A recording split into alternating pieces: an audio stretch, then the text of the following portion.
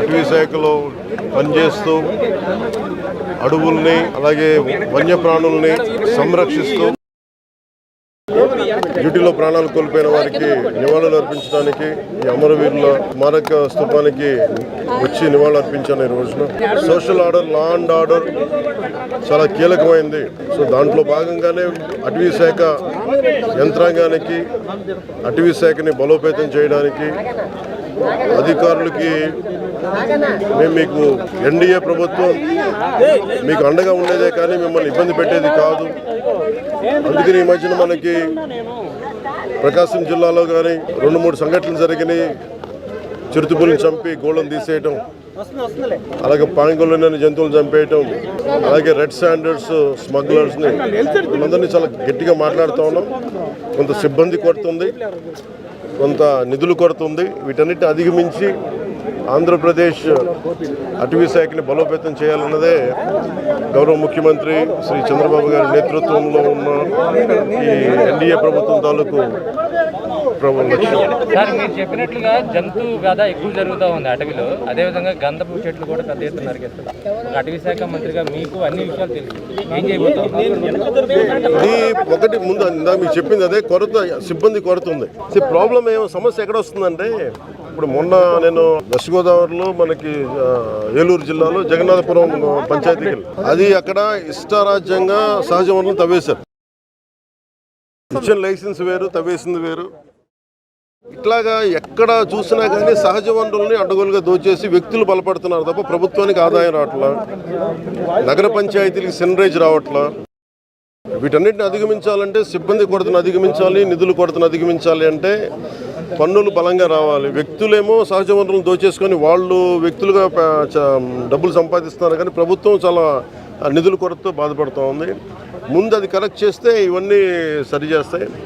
అలాగే దీనికి ఈ లోపు మనం చేయాల్సింది ఏంటంటే, ఒక టోల్ ఫ్రీ నెంబర్ ఇచ్చాం. ఏదైనా సరే ఒక సంఘటన జరిగింది, లేదంటే ఇలాంటి ఎలక్ట్రికల్ ఫెన్సింగ్ పెట్టి జంతువులు చంపేస్తున్నారు, ఈ పరిస్థితుల్లో ఏమైనా ఉన్నాయని ఆ టోల్ ఫ్రీ నెంబర్ కానీ చేస్తే ఖచ్చితంగా ఇది సిబ్బంది సరిపోకపోయినా కానీ అటు పోలీసు మిగతా సిబ్బంది సహాయంతో, రెవెన్యూ సిబ్బందితో కూడా కొంచెం మాట్లాడి దీన్ని నిలువరించాల్సిన పరిస్థితిని తీసుకెళ్తాం.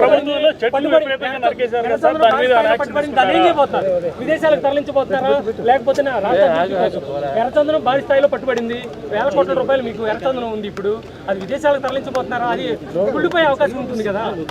ఎర్రచందనం అంత కుళ్ళేది కాదు. నవంబర్లో మొదటి విడత మన అటవీ ఎర్రచందనాన్ని సేల్ చేస్తాం. 1000 మెట్రిక్ టన్స్ ఎర్రచందనాన్ని అటవీ శాఖ దాన్ని వేలం వేయబోతోంది. అది ఇంటర్నేషనల్ బిడ్డింగ్, అది ఎవరైనా వచ్చి బిడ్ చేయొచ్చు, అది దానికోసం చేస్తాం. అందుకని అది చాలా భద్రపరిచారు ఇప్పుడు దాకా. విపరీతంగా కూడా నరికేశారు, నాయకుడు వస్తున్నప్పుడు కానీ వేరే విధంగా కానీ వాటి మీద మీరు ఏమైనా చర్యలు తీసుకోవాలి? ఫారెస్ట్ ప్రొటెక్షన్ యాక్ట్ ఉంది, దాన్ని ఎన్ఫోర్స్ చేయాలి. ఇప్పుడు ఇది ఏమైపోతుందంటే, ఇప్పుడు ఈ ప్రభుత్వం ప్రతిదానికి ఇలా చేయాలంటే దాదాపు వైసీపీలో ఎక్కువ మంది ఊసలు లెక్క పెట్టారు. ఎందుకంటే దానికి ఆ టైంలో వాళ్ళు ఉన్నప్పుడు ఎలాంటి సరిగైన దాన్ని ఎఫ్ఐఆర్లు కానీ రిజిస్టర్ చేయాలి. మనం కంప్లైంట్లు ఇచ్చినా ప్రతిపక్షంలో ఉన్నప్పుడు అని ఆవిడ మీద పడకండి, తీసుకుని పక్కది ఎఫ్ఐఆర్ సరిగ్గా రిజిస్టర్ చేయలేదు. మేము ఎన్ని కంప్లైంట్లు ఇచ్చినా దాన్ని సరిగ్గా అప్పుడు పోలీస్ శాఖ కూడా స్పందించలేదు. అదొకటి. అంటే ఇది మాకు వారసత్వంగా సమస్యలు వచ్చినాయి, మాకు ఊహించని సమస్యలు వచ్చినాయి. మీరు చూస్తూ ఉన్నారు లా అండ్ ఆర్డర్ ఇష్యూస్. అలాగే మొన్న మధ్యన సరస్వతి పవర్ ప్లాంట్ కూడా మన పల్నాడు జిల్లాకి వెళ్తే కూర్చోబెట్టి దాదాపు 24 ఎకరాలు అక్కడ అసైన్ ల్యాండ్స్ తీసేసుకున్నారు. ఇంకొక చుక్కు భూములు దాదాపు ఇంకొక 30-40 ఎకరాలు, దాదాపు 76 ఎకరాలు చుక్కు భూములను ఈ అసైన్ ల్యాండ్స్లో ఉండిపోయినాయి. అలాగే అక్కడ ఏదైనా సరే వాగులు వంకల్ని సంరక్షించుకోవాల్సిన బాధ్యత ఉంది. అక్కడ అది అటవీ శాఖ దాన్ని ఎలా సంరక్షించాలనేది కూడా అటవీ శాఖలో అధికారులతోటి దాన్ని మాట్లాడాం. ఎందుకంటే ఎంత పవర్ ప్లాంట్ అయినా సరే ఏదైనా సరే కొంత గ్రీన్ జోన్ ఉండాలి. గ్రీన్ జోన్లో ఏది కాలుష్యానికి గురవ్వకూడదు. అలాగే వాటికి ఇందాక మీరు అడుగుతున్న ప్రశ్న, వాటికి ఇంకా పొల్యూషన్ కంట్రోల్ బోర్డు నుంచి పర్మిషన్స్ లేవు. ఇంకా the cannot operate as on.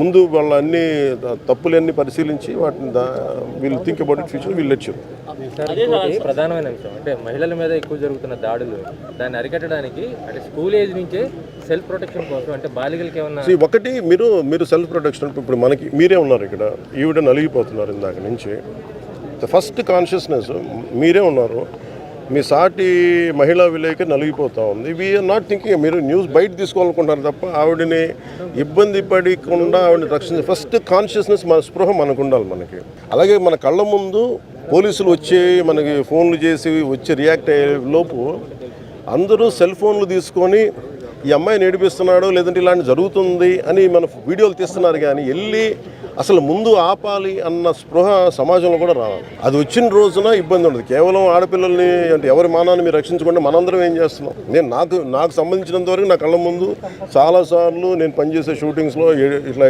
ఉదాహరణ మీరే ఇప్పుడు చూసారా నలుగుతూ ఉంది అదే కాదు ఇబ్బంది పడిపోతాం నేనేం చేశాను బేసిక్స్ స్పృహ మీకు కొంచెం లోపలికి రండి అని చెప్పాం ఇది బేసిక్ కనీసం ఇది అందరూ అలవరుచుకోవాల్సిన గుణం ఇది అలాగే కళ్ళ ముందు ఆడపిల్లలను ఏడిపిస్తూ ఉంటారు చాలామంది చోద్యం చూస్తూ నిలబడుతుంటారు పోలీసు వరకు రాకుండా ఎందుకంటే మామూలుగా ఎందుకు జనం స్పందించరు బయటకు వస్తే మనకి పోలీస్ శాఖ మనకి అండగా ఉండదేమని భయంతో ఉంటుంది నేను మీకు ఈరోజు పత్రికాముఖంగా అందరికీ మీడియా సమావేశం సందర్భంగా నేను ప్రజలందరికీ కూడా చెప్తున్నాను కదా మీరు ఇలాంటి సంఘటన మీ కళ్ళ ముందు జరుగుతున్నప్పుడు నిర్వహించాల్సిన ఫస్ట్ లైన్ ఆఫ్ డిఫెన్స్ ప్రజలు ముందుకు రాగలిగితే ఆటోమేటిక్గా మిమ్మల్ని ఎందుకు ఇబ్బంది పెడతారు అలాంటి పరిస్థితులు ఉంటే పోలీస్ శాఖ కూడా చాలా ప్రత్యేకించి హోంమంత్రి గారు చెప్పాను డీజీపీ గారు చెప్పాం అన్లైక్ ప్రీవియస్ గవర్నమెంట్స్ మనం బలంగా కూర్చోబెట్టి ఎవరైనా క్రైమ్ రిపోర్ట్ చేస్తే వాళ్ళని క్రిమినల్గా ట్రీట్ చేయకండి అది నిన్న ఒక 2 లక్షల చొప్పున పాపం ఇద్దరు మొన్న సెప్టెంబర్ 23న ఇద్దరు పిల్లలు చనిపోయారు 19 ఏళ్ళ యువకులు రోడ్డు మీద వెళ్తా ఉంటే మన తుని దగ్గర బైక్లో మధ్యలో ముందు వెనక నుంచి కారు గుద్దింది ముందు లారీ ఉంది పడిపోయి చక్రాల మధ్యలో పడి నలిగి చనిపోయారు వాళ్ళు కేసు ఫైల్ చేద్దామని వెళ్తే అది స్థానికంగా అధికారుల దగ్గరికి వెళ్తే ఎవరో ఒక అధికారి సరిగ్గా సమాధానం చెప్పలా అదే రోజు వెళ్తే వెంటనే దానికి నా దృష్టికి వచ్చింది అధికారులకు ఏం చెప్పాం మీరు ఖచ్చితమైన చర్యలు తీసుకోండి దట్టు వాళ్ళు ఏంటంటే బిడ్డ చనిపోతే బ్రెయిన్ డెడ్ అయిపోతే ఆ తల్లి తన బిడ్డ అవయవాలు దాదాపు 3-5 మందికో దానం చేస్తుంది అలాంటి పరిస్థితుల్లో ఉన్నప్పుడు మనం ప్రాణాలను తిరిగి రాలేం కానీ కనీసం దాన్ని ఒక కంపాషన్ తోటి ట్రీట్